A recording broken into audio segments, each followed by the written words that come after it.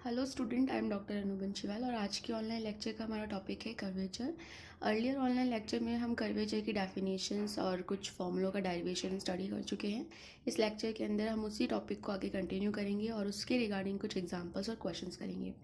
तो एग्जांपल से स्टार्ट करने से पहले हम कुछ फॉर्मूले जो हैं हमने अर्लियर जो लेक्चर के अंदर स्टडी किए हैं उनको एक बार रिकॉल कर लेते हैं। तो फर्स्ट फॉर्मूला जो है हमारे पास में रेडियस ऑफ कर्वेचर के लिए rho equals to D S upon D psi है। अगर हमारी इक्वेशन एस और साई की फॉर्म में दे रखी है तो उसके लिए हम रेडियस ऑफ कर्वेचर इस फॉर्मूले से निकालते हैं। अगर हमारी इक्वेशन जो है कर्व की वो वाई और एक्स के फॉर्मेट में दे रखी है तो उसके लिए हमारे पास में रेडियस ऑफ कर्वेचर का फॉर्मूला ये हो जाएगा। और अगर हमारी इक्वेशन पैरामेट्रिक है, पैरामेट्रिक इन द सेंस कि एक्स भी किसी अनादर वेरिएबल का फंक्शन है, वाई भी किसी अनादर वेरिएबल का फंक्शन है, तो ऐसी सिचुएशन में हमारा जो रेडियस ऑफ कर्वेचर का फॉर्मूला होगा वो कुछ इस फॉर्म में रिड्यूस हो जाएगा। और अगर हमारे पास में एक्स और वाई सम एस, एस जो है ये हमारी आर्क लेंथ है, तो अगर ये इसके फंक्शन होते हैं तो उसके लिए हमारा जो रेडियस ऑफ कर्वेचर का फॉर्मूला है या जो भी रिलेशन है वो कुछ इस फॉर्म में रिड्यूस हो जाएगा। नेक्स्ट हम एग्जांपल देखते हैं। For the curve y equals to A X upon A plus X. अगर आपको कर्व की इक्वेशन ये दे रखी है और रॉ आपके पास में रेडियस ऑफ कर्वेचर है किसी बिंदु एक्स वाई पर, तो show that two rho upon A की power 2/3 equals to X upon Y का square plus Y upon X का स्क्वायर।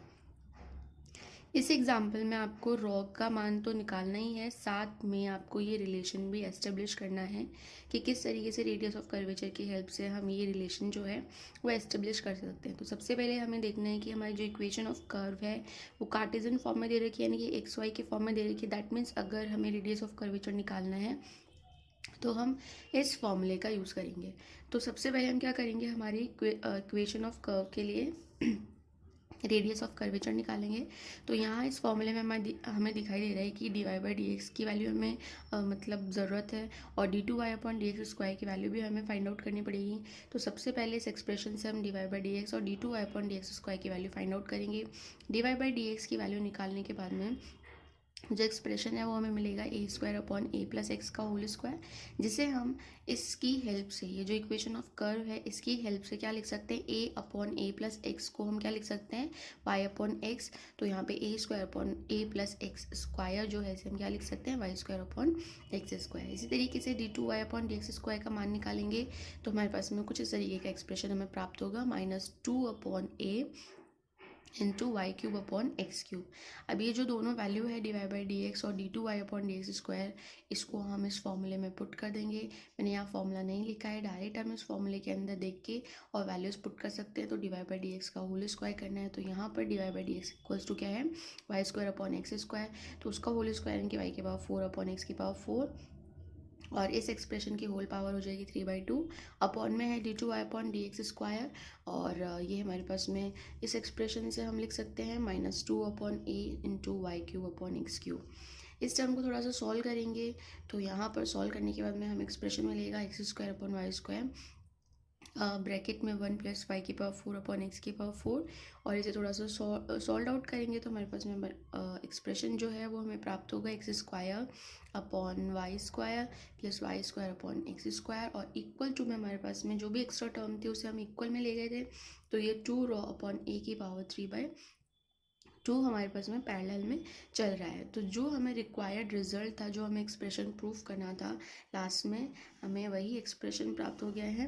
दैट मीन्स हमें क्या करना है, इक्वेशन ऑफ कर्व का सबसे पहले वाई एक्स के रिस्पेक्ट में 1 टाइम और 2 टाइम डिफ्रेंशिएशन करके उनकी वैल्यू जो है वो हमारी रेडियस ऑफ कर्वेचर के फॉर्मूले में पुट करनी है। पुट करने के बाद में चूँकि इस क्वेश्चन के अंदर सिर्फ रेडियस ऑफ कर्वेचर नहीं निकालनी है, तो यहाँ हमें क्या करना होगा, ये एक्सप्रेशन भी एस्टेब्लिश करना होगा। और इस एक्सप्रेशन को बनाने के लिए यहाँ पे थोड़ा सा अगर हम कैलकुलेशन करेंगे, टर्म्स को इक्वल के इधर उधर शफल करेंगे, पावर्स को मैनिपुलेट करेंगे, तो हमारे पास में ये एक्सप्रेशन हमें ईजिली प्राप्त हो जाएगा। नेक्स्ट जो एग्जांपल है उसमें हमें दे रखा है find the radius of curvature of which of agency y square equals to 4a square 2a minus x upon x. यानी कि आपको ये जो आपके पास में इक्वेशन दे रखी है कर्व की, उसके लिए radius of curvature find out करना है। और वो भी इसके शीर्ष पर, यानी कि ये जो कर्व है उस कर्व के शीर्ष बिंदु पर आपको रेडियस ऑफ कर्वेचर क्या करना है, फाइंड आउट करना है। तो सबसे पहले हमें पता होना चाहिए कि ये जो कर्व है ये एक्चुअल में किस तरीके का हमारे पास में दिखाई देता है एक्स वाई प्लेन के अंदर। तो सबसे पहले हम इस कर्व को ड्रॉ कर लेंगे रफली। क्योंकि अभी आपने कर्व ट्रेसिंग का चैप्टर नहीं पढ़ा है, जब आप कर्व ट्रेसिंग का चैप्टर पढ़ेंगे तो आप किसी भी कर्व को इजीली ट्रेस कर पाएंगे। तो अभी यहाँ हमें थोड़ा सा याद रखना है कि ये जो विच है इसका डायग्राम जो है एक्स वाई प्लेन के अंदर कुछ इस तरीके का होता है, और इसके लिए जो शीर्ष बिंदु होता है वो एक्स एक्सिस पे हमें मिलता है, जहाँ पर वाई 0 होता है और एक्स का मान जो है वो 2a होता है। तो कर्व एक्स जो एक्सिस है हमारी, ये एक्स एक्सिस है और ये हमारे पास में वाई एक्सिस है। तो कर्व एक्स एक्सिस को बिंदु वाई इक्वल्स टू 0 और एक्स इक्वल्स टू 2a पर मिलता है, और यही हमारा क्या है, शीर्ष है 2a 0। और इसी पर हमें क्या निकालनी है, रेडियस ऑफ कर्वेचर निकालनी है। चूँकि हमारी इक्वेशन जो है वो एक्स वाई फॉर्म में दे रखी है, दैट मीन्स हमारे पास में जो फॉर्मूला होगा रेडियस ऑफ कर्वेचर निकालने के लिए वो हम ये यूज़ करेंगे 1 plus d Y by D x का स्क्वायर की पावर 3/2 अपॉन d2y dx²। तो इस फॉर्मूले में वैल्यू रखने के लिए हमें dy बाई डी एक्स चाहिए और d2y अपॉन dx² चाहिए, और वो भी अगर हमें किसी पर्टिकुलर पॉइंट पर निकालना है तो हम dy बाई डी एक्स निकालने के बाद ये कोऑर्डिनेट्स उसके एक्सप्रेशन में रखेंगे और जो वैल्यू हमें प्राप्त होगी उसे हमें यहाँ पर पुट करना है। तो हम क्या करेंगे, सबसे पहले dy बाई डी एक्स निकालेंगे। तो dy बाई डी एक्स हमारे पास में कुछ इस तरीके का एक्सप्रेशन हमें प्राप्त होगा, -4a³ upon x² y।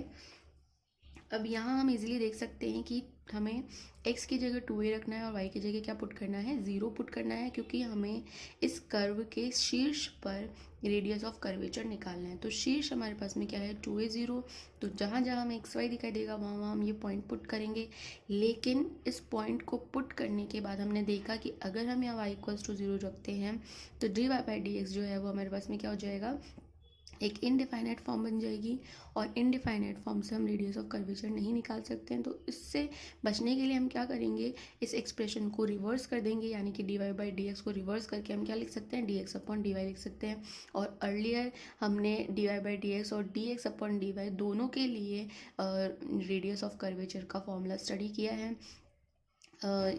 D अगर आपका एक्सप्रेशन मतलब अगर आपका जो कर्व की इक्वेशन है वो y equals to f x है तो हम ये फॉर्मूला यूज़ करते हैं। लेकिन अगर हमारे पास में x फंक्शन ऑफ y के फॉर्म में अगर हम लिख सकते हैं तो हमारा जो रेडियस ऑफ कर्वेचर का फॉर्मूला है वो रिड्यूस हो जाएगा रॉ 1 plus d x upon D y का स्क्वायर की power 3/2 upon d2x upon dy square.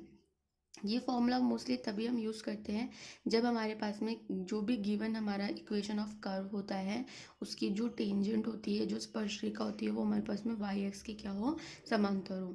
तो यहाँ पर हम देख सकते हैं कि इस एक्सप्रेशन के अंदर y इक्वल्स टू 0 पुट करने पर हमारा जो एक्सप्रेशन है वो इनडिफाइनाइट फॉर्म में जा रहा है। तो उससे बचने के लिए हमने इसको dx अपॉन dy की फॉर्म में रखा, और dx अपॉन dy की फॉर्म में रखने के बाद जब हमने x और y की जगह 2a और 0 पुट किया तो हमें एक्सप्रेशन मिला 0। इसी तरीके से हम क्या करेंगे, d2x upon D y square की वैल्यू निकाल लेंगे, और d2x upon D y square का मान हम बिंदु 2a 0 पर फाइंड आउट करेंगे तो हमें एक्सप्रेशन मिल जाएगा -1 अपॉन a। ये दोनों वैल्यू हम फॉर्मूले के अंदर पुट कर देंगे, और फॉर्मूले के अंदर वैल्यू पुट करने के बाद में हमारे पास में एक्सप्रेशन जो है वो हमें क्या मिल जाएगा, a, जो कि क्या है, एक न्यूमेरिक वैल्यू है। दैट मीन्स इस बिंदु पर इस कर्व के लिए जो हमारे पास में रेडियस ऑफ कर्वेचर होगी वो क्या होगी, a एक न्यूमेरिकल वैल्यू होगी। यहाँ पे माइनस का साइन हमने स्किप कर दिया है क्योंकि रेडियस में प्लस माइनस के साइन की ज़रूरत नहीं होती है। नेक्स्ट जो हमारा एग्जाम्पल है उसके अंदर हमें क्या फाइंड आउट करना है, show that in parabola y square equals to 4ax। सबसे पहले पैराबोला अगर हमें दे रखा है तो हमें उसकी जो एक्स वाई कोऑर्डिनेट सिस्टम है उसका डायग्राम, उसका कर्व जो है वो किस तरीके से रिप्रेजेंट होता है ये पता होना चाहिए। तो Y square equals to 4x हमारा पैराबोला की इक्वेशन दे रखी है। Radius of curvature at any point p is 2xp की power 3/2 upon √a, where s is the focus of the parabola, or if ρ1 ρ2 be the radius of curvature of the extremities of a focal chord of a parabola whose semi lattice rectum is 2a, show that this इस question को समझने के लिए सबसे पहले हमें क्या करना होगा कि हमें पैराबोला का एक ग्राफ ड्रॉ करना पड़ेगा एक्स वाई कोऑर्डिनेट पे, और जो जो यहाँ पर हमें एक्सप्लेन किया गया है कि ज्योमेट्री जो है वो हमारी कुछ इस तरीके की होगी, तो उसके लिए radius of curvature find out कीजिए या इस तरीके का एक्सप्रेशन एस्टेब्लिश कीजिए। तो ये हम तभी कर सकते हैं जब हमें Y square equals to 4x का ज्योमेट्री पता हो एक्स वाई प्लेन के अंदर। तो सबसे पहले हम Y square equals to 4x को ड्रॉ करेंगे, और जिस तरीके से हमें दे रखा है क्वेश्चन के अंदर उसी तरीके से हम उसके पॉइंट्स कंसिडर करेंगे। Y square equals to 4x के लिए जो पैराबोला की ज्योमेट्री होगी वो हमारे पास में कुछ इस तरीके की होगी। इस पैराबोला के अंदर ये जो बिंदु है ये हमारा शीर्ष हो जाएगा, फोकल हो जाएगा, जिसके कोऑर्डिनेट हमारे पास में a0 होते हैं। इसके बाद में ये जो बिंदु हमने यहाँ पे इस एस बिंदु से होते हुए एक लाइन ड्रॉ करी है, ये हमारे पास में क्या हो जाएगी, लेटस रेक्टम हो जाएगी। और लेटस रेक्टम में हमें क्वेश्चन में दिया हुआ है कि सेमी जो लेटस रेक्टम है उसकी जो लेंथ है हमारे पास में वो 2a दे रखी है। दैट मीन्स ये सेमी ये हो गई और ये पूरी हमारी लेटस रेक्टम हो गई। तो यहाँ पर इस बिंदु और इस बिंदु के कोऑर्डिनेट जो है वो हमारे पास में a-2a और a 2a हो जाएंगे। ये जो लेंथ है वो हमारे पास में सेमी लेटस रेक्टम की दी हुई है कि ये 2a है। तो हमें ये बिंदु एस दे रखा है, और यहाँ पैराबोला पे हमने एक बिंदु लिया है P। इस बिंदु पर हमें क्या करना है, radius of curvature find out करना है। और इस ये बिंदु एस से होते हुए क्या करेगा, एक फोकल कॉर्ड अगर ड्रॉ कर रहा है तो इन दोनों फोकल कॉर्ड के बिंदुओं पर, यानी कि हमने एक जीवा ली है, जीवा जो कि इस नाभि से होकर गुजर रही है, तो इस जीवा के दोनों बिंदुओं पर, इस बिंदु पर और इस बिंदु पर अगर हमारी रेडियस ऑफ कर्वेचर ρ1 और ρ2 है तो हमें एक एक्सप्रेशन एस्टेब्लिश करने के लिए कहा गया है क्वेश्चन के अंदर। तो यहाँ सबसे पहले हमें डायग्राम को समझना ज़रूरी है। तो डायग्राम में मेन हमारे पास में नाभि हो गई, फोकल जिसके कोऑर्डिनेट्स a0 है। इससे हमने क्या किया, सेमी लेटस रेक्टम पे दो बिंदु ड्रॉ कर लिए हैं a2a a-2a। हमने एक फोकल कॉर्ड बनाई है जो एस बिंदु से होकर गुजरेगी, उस पर दो बिंदु ले लिए हमने पी, और इस बिंदु को हमने नाम दे दिया क्यू। पी बिंदु पर अगर ρ1 हमारे पास में रेडियस ऑफ कर्वेचर है और क्यू बिंदु पर ρ2 हमारे पास में रेडियस ऑफ कर्वेचर है, तो उसके लिए हमें एक रिलेशन जो है वो एस्टेब्लिश करना है। तो सबसे पहले हम radius of curvature find out करते हैं। चूँकि हमारा इक्वेशन जो है वो एक्स वाई फॉर्मेट में दे रखा है, तो हम यहाँ पर radius of curvature x y, radius of curvature जो है वो dy/dx और d2y/dx² के फॉर्मूले से फाइंड आउट कर सकते हैं।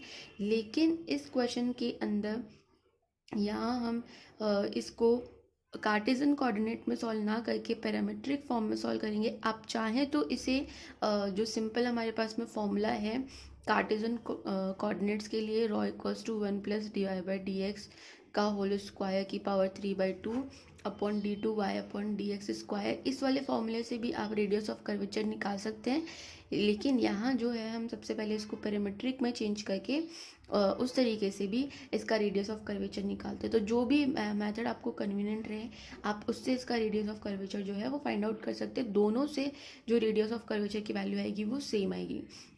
तो यहाँ मैंने इसको पैरामेट्रिक फॉर्म में कन्वर्ट करके सॉल्व किया है। आप चाहें तो इसे सिंपल कार्टेशियन कोऑर्डिनेट्स के अंदर रख के भी सॉल्व कर सकते हैं। तो यहाँ सबसे पहले मैंने P बिंदु लिया है किसी पैराबोला के अंदर, और उस पैराबोला के बिंदु P के कोऑर्डिनेट मैंने कंसिडर किए हैं a² 280। क्योंकि मैंने यहाँ पर पैरामेट्रिक फॉर्म का जिक्र किया है तो इसलिए ये जो x और y है वो अनादर किसी वेरिएबल t के फंक्शन हो जाएंगे, इसलिए बिंदु P के कोऑर्डिनेट्स हमारे पास में क्या हो जाएंगे, a² 280। अगर हम कार्टेशियन में बात करेंगे तो x P के कोऑर्डिनेट्स हो जाएंगे सम x एंड y। और अगर आप उसका पेरीमेट्रिक में बात करें तो पेरीमेट्रिक के अंदर पैराबोला के किसी भी बिंदु के कोऑर्डिनेट्स को हम इस तरीके से लिखते हैं। और जो पैरामेट्रिक इक्वेशन होती है पैराबोला की, उसको हम इस तरीके से रिप्रेजेंट करते हैं, x equals to 80², y equals to 280। यहाँ से हम x डैश और y डैश की वैल्यू फाइंड आउट कर लेंगे। इसी तरीके से x डबल डैश और y डबल डैश की वैल्यू फाइंड आउट करके जो हमारा रेडियस ऑफ कर्वेचर का फॉर्मूला है उसके अंदर हम ये वैल्यूज पुट कर देंगे। पुट करने के बाद में लास्ट में हमें कुछ इस तरीके का एक्सप्रेशन मिलेगा। तो यहाँ पर हमने बिंदु P पर रेडियस ऑफ कर्वेचर का फॉर्मूला एस्टेब्लिश कर लिया है। तो हमने देखा ρ इक्वल्स टू 2a 1 + t² की पावर 3/2, ये बिंदु P पर हमारे रेडियस ऑफ कर्वेचर प्राप्त हुई है।